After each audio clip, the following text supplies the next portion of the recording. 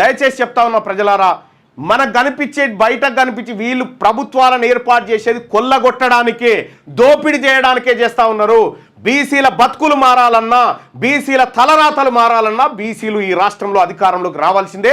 2028లో ఖచ్చితంగా బీసీ ముఖ్యమంత్రి కావాల్సిందే.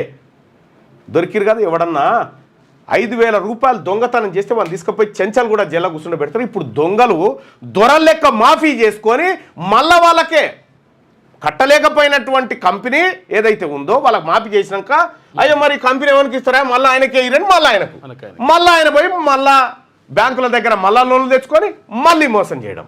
ఇగో ఇది వీళ్ళ దందా, ఇది వీళ్ళ దందా.